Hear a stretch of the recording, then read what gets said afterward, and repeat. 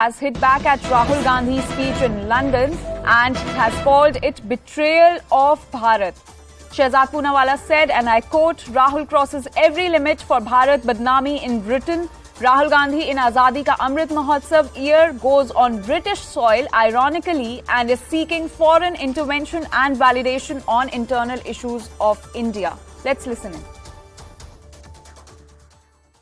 How would you react if democracy suddenly disappeared in Europe? Right? You'd be shocked. How would you react if something, a structure 3.5 times Europe suddenly went non-democratic? But there's no reaction. And if we're talking about Europe, that's the thing that shocks me. And of course, there are reasons for there not being a reaction. There is sort of trade and there is money and stuff like that. But Indian democracy is a public good. So the surprising thing is that the so-called defenders of democracy, which are the United States, European countries, seem to just be oblivious. Our senior editor Pallavi Ghosh is with us on this story. Pallavi, so now BJP has slammed Rahul and said that he's seeking intervention and validation from the foreign countries, and ironically, he's slamming India on the British soil. Can you tell us more about it? I think this is where the problem begins, because he's made 2 points. If you listen to the speech which was made at the press conference, he talks about the fact that what we just heard him say, that how Britain is silent. And the second, he talks about the fact that the BBC documentary actually documented the truth.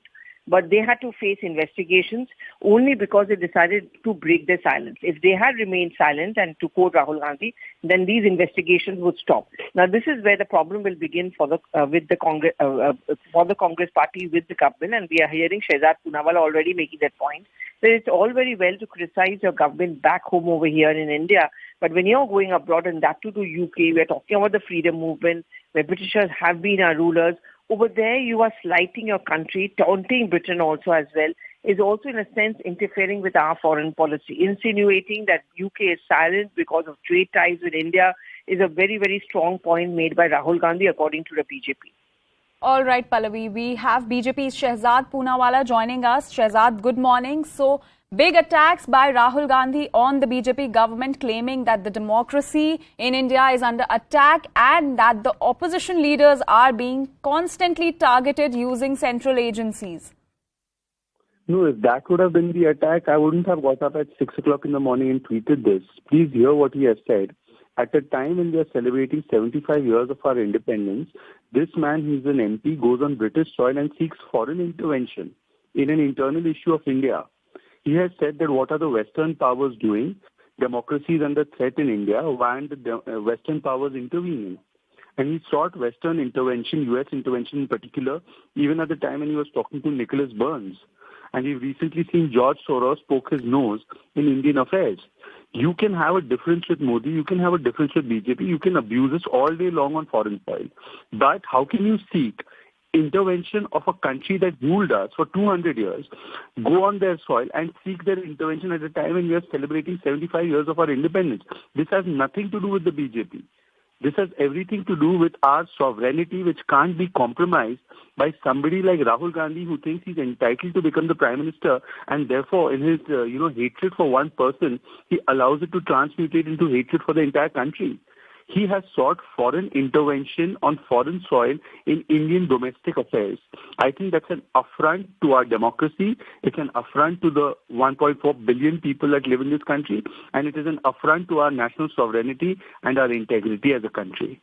But Shehzad, Rahul Gandhi has hit back at the allegations that BJP has put that he's defaming the country by saying that it was Prime Minister Modi who had first defamed the country during his foreign visits, when he claimed that no development has taken place in India in the 60 to 70 years after independence.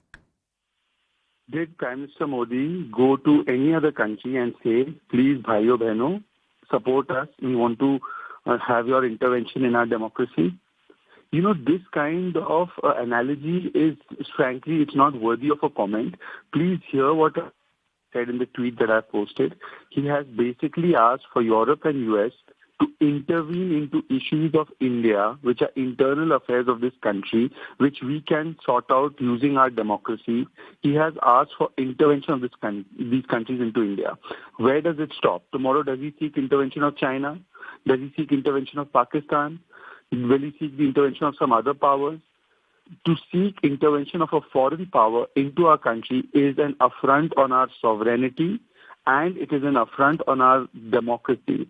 So please hear what Rahul Gandhi has said. It cannot be equated or compared with any other statement made by any other leader in any other point of time. I think it is a statement that shows that Rahul Gandhi has betrayed Bharat on the bhumi of Britain at a time when we are celebrating our independence from Britain. He wants Britain to intervene, United States to intervene into Indian democracy. And irony is that even Britain wants a person of Indian origin to lead it. Rishi Sunak is leading the British. But here you have an MP of India going and asking and begging for British and US and UK intervention in our proud democracy. Our democracy may not be perfect, but that is no reason why some Western power or foreign power should be intervening in our democracy. I think no right person can ever come and say that the statement is right. I hope the Congress party will distance itself from the statement. All right, Shehzad, thank you for speaking to CNN News 18. I'd like to go back to our senior editor, Pallavi Ghosh. So, Pallavi, clearly the BJP is saying that Rahul Gandhi is seeking intervention from the Britain and US in the Indian democracy.